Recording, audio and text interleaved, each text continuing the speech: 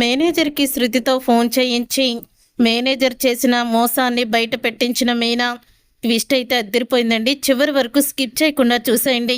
Hello friends, మీ favourite serial గుండె నిండా గుడిగంటల్లో ఏం జరగబోతుందో ముందుగానే మీరు తెలుసుకోవాలనుకుంటే తప్పకుండా మా ఛానల్ని సబ్స్క్రైబ్ చేసుకొని పక్కనే ఉన్న గంట సింబల్పై ఆలని క్లిక్ చేయండి. రాబోయే కథలో ఏం జరిగిందో ముందుగానే మీరు తెలుసుకోవచ్చు. మీనా అమౌంట్ కోసమని మేనేజర్ దగ్గరికి అయితే వెళ్తుంది. వెళ్ళిన తర్వాత అప్పుడే సార్ నా అమౌంట్ ఇస్తారా, డెకరేషన్ పూర్తయిపోయింది, చాలా బాగా వచ్చిందని అందరూ కూడా అన్నారు అని మీనా అయితే అంటుంది మేనేజర్తో. అప్పుడే మేనేజర్ ఇలా అంటాడు, అమౌంట్ ఏంటి, మొత్తం నీకు ఆ రోజు నేను 10 లక్షలు ఇచ్చేసాను కదా అని మేనేజర్ అనడంతో మీనా షాక్ అయిపోయి, నాకెప్పుడు ఇచ్చారు సార్, మీరు ఇచ్చింది ₹1,00,000 అడ్వాన్సే కదా, మిగతావన్నీ నేను బయట అప్పు చేసి తీసుకొచ్చాను అని మీనా చెప్తుంది. అప్పుడే ఏంటమ్మా, ఏంటి నాటకాలు, ఇదిగో నువ్వు సంతకం కూడా పెట్టావు, చూసావు కదా 10 లక్షలు, ఒకటి పక్కన 6 సున్నాలున్నాయి చూడు అని అంటూ ఉంటాడు. అదేంటి సార్, ఆ రోజు నాకు ఇంగ్లీష్ రాదంటే ఒకటి పక్కన 5 సున్నాలున్నాయి, చూసి సంతకం పెట్టమ్మా, ఈ అగ్రిమెంట్లు మామూలే, అన్నీ ఒకేలాగుంటాయి అని చెప్పారు కదా సార్, మళ్ళీ ఇదేంటి, దీని దగ్గర సున్నా ఎగస్ట్రా ఎందుకు వచ్చింది అని మీనా కూడా గట్టిగానే అడుగుతుంది. అప్పుడే ఇక ఈవెంట్ మేనేజర్, నీకు ఇవ్వాల్సిన డబ్బులన్నీ ఇచ్చేశాను, నువ్వు తీసుకున్నట్టు నాకు సంతకం కూడా అగ్రిమెంట్ మీద పెట్టి ఇచ్చావు, నీ దిక్కున్న కూడా చెప్పుకో అని అంటూ ఉంటాడు. మీనా అతనితో వాదిస్తుంది, కానీ ఇక అతను మాత్రం అస్సలు కూడా తగ్గడు. దాంతో ఇక మీనా బాధపడుతూ ఇంటికైతే వచ్చేస్తుంది. ఏం చెయ్యాలి ఇప్పుడు, అంత డబ్బు నేను ఎక్కడి నుంచి తీసుకురావాలి, ఈ ఈవెంట్ మేనేజరు నన్ను మోసం చేశాడు అని మా మేనేజర్ మోసం తెలుసుకుంటుంది మీనా. పోలీసుల దగ్గరికి వెళ్తుంది మీనా. వెళ్ళిన తర్వాత అప్పుడే ఇక పోలీసులు మేనేజర్ దగ్గరికి వచ్చి, ఆ అమ్మాయికి నువ్వు అడ్వాన్స్ ఇచ్చి మొత్తం అమౌంట్ ఇచ్చానని ఎందుకు అబద్ధం చెప్తున్నావని అడుగుతారు. లేదు సార్, తను డబ్బులన్నీ తీసుకుంది, ఇదిగోండి అగ్రిమెంట్ అని చూపించడంతో సాక్ష్యాలు అన్నీ అతని తరపే ఉన్నాయమ్మా, మనం ఏమీ చేయలేమని పోలీసులు చెప్పడంతో మీనా చాలా బాధపడుతూ ఉంటుంది. ఏం చెయ్యాలని ఆలోచిస్తూ ఉంటుంది. అలా తెలుసుకుని ఇంటికి వచ్చాక తనైతే ఈ విషయం బాలుకి చెప్పాలా లేదా అని ఆలోచిస్తుంది. అలా ఆలోచిస్తూ తను పడుకుంటుంది. బాలు ఫోన్ చేస్తాడు. ఫోన్ చేస్తే జరిగిందంతా చెప్పడంతో ఇక బాలు వచ్చి ఆ మేనేజర్ని చితకబాస్తాడు. మేనేజర్తో గొడవ పెట్టుకుంటాడు. ఒకవేళ బాలుకి ఇదంతా చెప్తే ఇలాగే జరుగుతుందని మీనా అయితే కలగంటుంది. ఇక కలలో ఒక్కసారి ఉలిక్కుపడి పైకి లేస్తుంది. ఇప్పుడు ఈయనకి కానీ నేను చెప్పానంటే ఖచ్చితంగా ఈయన ఆ మేనేజర్ని కొడతారు, జైలుకి కూడా వెళ్తారు. లేదు, ఈయనకి తెలియకుండానే నేనే ఏదో ఒకటి చెయ్యాలి, ఈ సమస్యని పరిష్కరించాలి అని అనుకుంటూ ఉంటుంది మీనా. అప్పుడే బాలు ఫోన్ చేస్తాడు. మీనా, ఎలాగైంది ఈవెంట్, బాగా డెకరేషన్ అంతా పూర్తయిందా అని అడిగితే అయిపోయిందండి. సరే మీనా, అప్పు తీసుకొచ్చావు కదా, వాళ్ళ అప్పు తీర్చేసేయి అని చెప్తూ ఉంటాడు బాలు. సరేనండి అని మీనా అంటుంది. అదేంటి డల్గా ఉన్నావో, ఏమైంది అని అడుగుతాడు. ఏం లేదండి, కొంచెం పెద్ద ఆర్డర్ కదా, నీరసం వచ్చింది బాగా అని చెప్తూ ఉంటుంది మీనా. సరే మీనా, నేను త్వరగానే వచ్చేస్తాను అని బాలు అయితే చెప్తాడు ఫోన్లో. తర్వాత ఇక మీనా అయితే అలా ఆలోచిస్తూ ఆ మేనేజర్ మోసాన్ని ఎలా బయట పెట్టాలా అని ఆలోచిస్తూ రోడ్డు మీద వెళ్తూ ఉంటుంది. ఇంతలో డెకరేషన్ సహాయం చేసిన ఒక అక్క అయితే మీనాని ఆపుతుంది. మీనా, ఒకసారి ఆగమ్మా అని అంటూ ఉంటుంది. ఏంటక్క, ఏమైంది అని అడుగుతూ ఉంటుంది మీనా. ఏం లేదు మీనా, పాపకి బాగా జ్వరంగా ఉంది. అంటే ఎప్పుడు కూడా నువ్వు డెకరేషన్ చేశాక డబ్బులు ఇచ్చేస్తావు కదా, ఈసారి నా చేతిలో ఒక ₹100 కూడా లేవు. మరి వాళ్ళు నీకు డెకరేషన్ చేసినందుకు డబ్బులు ఇచ్చారో లేదో తెలియదు, కానీ పాపకి జ్వరంగా ఉంది, హాస్పిటల్కి తీసుకువెళ్ళాలి, అందాక ఒక 5,000 ఉంటే ఇవ్వు అని అంటూ ఉంటుంది. అప్పుడే ఇక మీనా, అయ్యో అక్క, వాళ్ళు డబ్బులు ఇస్తే మీకు ఇవ్వకుండా నేను ఎందుకుంటానక్క, కానీ వాళ్ళు నాకు ఇంకా డబ్బులు ఇవ్వలేదు అని చెప్తూ ఉంటుంది మీనా. అవునా, అదే అనుకున్నాను మీనా. సరేలే, నా నగలు తాకట్టు పెట్టి డబ్బులు తీసుకొచ్చి పాపని హాస్పిటల్కి తీసుకువెళ్తాను అని ఆమె అనడంతో, లేదక్క, నువ్వు నగలు తాకట్టు పెట్టడం ఏంటి, నువ్వు నాతో రా అని అంటూ తన వాళ్ళ పుట్టింటికి తీసుకువెళ్తుంది మీనా ఆమెని. తీసుకువెళ్ళిన తర్వాత, అమ్మా నీ దగ్గర డబ్బులు ఎంతున్నాయి, పాపం పాపకి జ్వరం వచ్చింది, అక్క వాళ్ళ పాపకి, హాస్పిటల్కి తీసుకువెళ్ళాలి, డబ్బులు ఇవ్వాలి నేను అని అంటూ ఉంటుంది మీనా. ఎంతమ్మా అంటే 5,000 అని అనగానే 5,000 నా దగ్గర 5,000 లేవమ్మా, ఇదిగో 2,600 ఉన్నాయి అని పార్వతి అయితే డబ్బులు ఇస్తుంది. అలా ఇచ్చిన తర్వాత ఇంతలో సుమతి వస్తుంది. అక్క, నా దగ్గర కూడా ఇదిగో ఈ 1,500 ఉన్నాయక్క అని అంటూ తనైతే 1,500 ఇస్తుంది. ఇంతలో శివ వస్తాడు.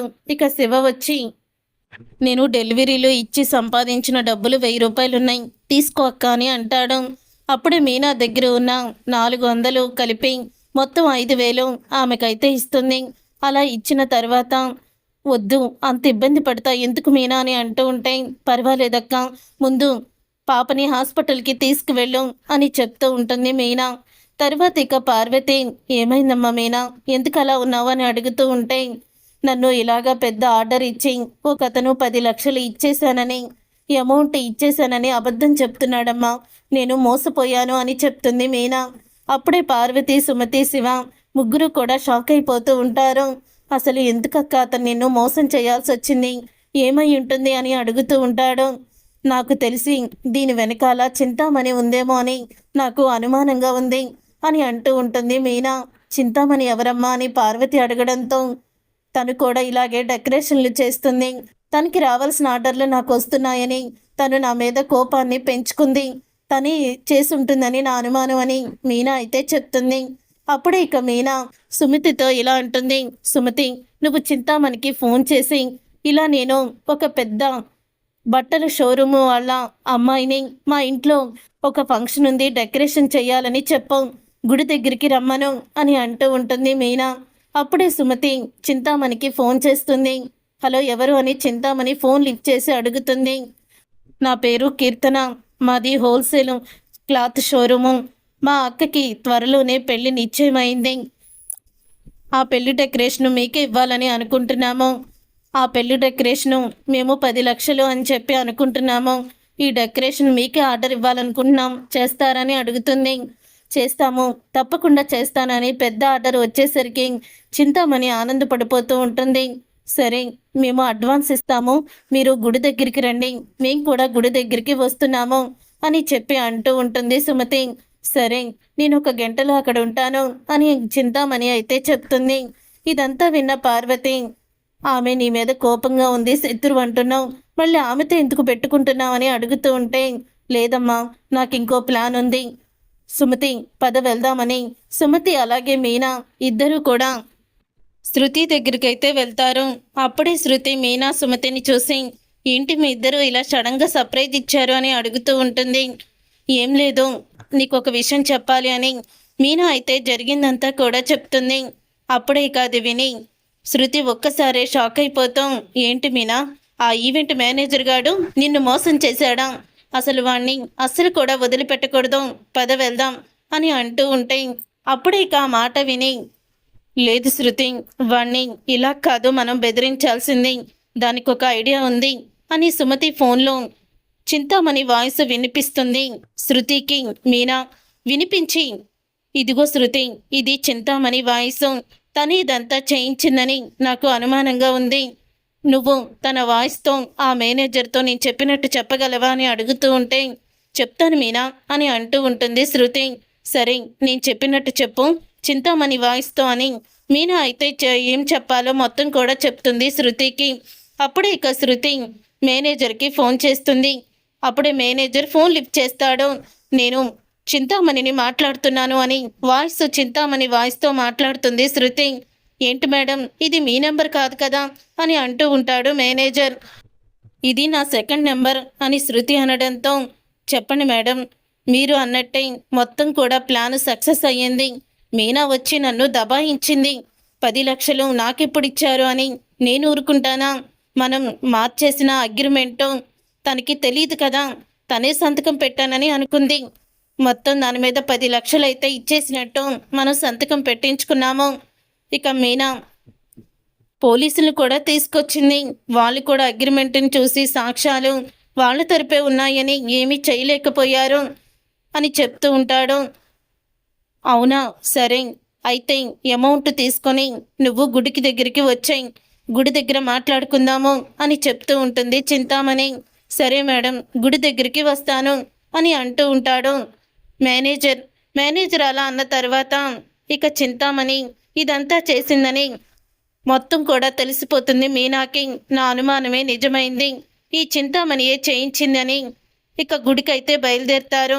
వెళ్ళిన తర్వాత అప్పుడే ఇక చింతామణి గుడి దగ్గర వెయిట్ చేస్తూ ఉండగా ఇంతలో మేనేజర్ వస్తాడు. మేడం, ఇదిగోండి మేడం, మీనాని మోసం చేసిన మనం తీసుకున్న 9 లక్షలు ఇదిగో తీసుకొని నా అమౌంట్ నాకు ఇవ్వండి అని మేనేజర్ అంటాడు. అసలు నువ్వేంటిక్కడ, ఇలా ఎందుకు వచ్చి నాకు డబ్బులు ఇస్తున్నావు, ఎవరు రమ్మన్నారు ఇక్కడికి నిన్ను అని అడుగుతూ ఉంటుంది చింతామణి. నేనే రమ్మన్నాను చింతామణి అని మీనా అయితే వెనక నుంచి వచ్చి షాక్ ఇస్తుంది. అప్పుడు ఇక చింతామణి మీనాని సుమతిని చూసి షాక్ అయిపోతూ నువ్వా అని అనగానే అప్పుడు ఇక మేనేజర్ని చంప పగలగొడుతుంది మీనా. మేనేజర్ని చంప పగలగొట్టి ఇలా అంటుంది, నువ్వు నన్ను మోసం చెయ్యాలని చూస్తావా ఈ చింతామణి మాటలు విని అని అంటూ ఉంటే అది నేనెక్కడ మోసం చేయాలనుకున్నాను, ఇదిగో అగ్రిమెంటు అని అంటూ ఉంటాడు. నువ్వు చింతామణి మాట్లాడుకుంది మొత్తం వీడియో రికార్డ్ చేశాను, అలాగే నువ్వు ఫోన్లో మాట్లాడింది కూడా ఆడియో రికార్డ్ అయ్యింది అని చెప్తూ ఉంటే ఒక్కసారి చింతామణి షాక్ అయిపోతూ ఉంటుంది. అప్పుడే ఇక పక్క నుంచి ఈవెంట్ కంపెనీ ఎండి అయితే వస్తాడు. నిన్ను మేనేజర్గా పెట్టుకుంటే ఇంత మోసం చేస్తావా నువ్వు ఎంతకాలం విశ్వాసంగా పనిచేసావని అనుకున్నాను, కానీ నువ్వింత దుర్మార్గుడవని అనుకోలేదు. మొత్తం పోలీసులు కూడా విన్నారు, చూడు పోలీసులు వచ్చారు అరెస్ట్ చేయడానికి అని అంటూ ఉంటే అప్పుడే చింతామణి పోలీసులు చూసి షాక్ అయిపోతూ ఉంటుంది. చూసారుగా ఫ్రెండ్స్, రాబోయే కథలో ఖచ్చితంగా ఇలాగే జరగబోతుంది.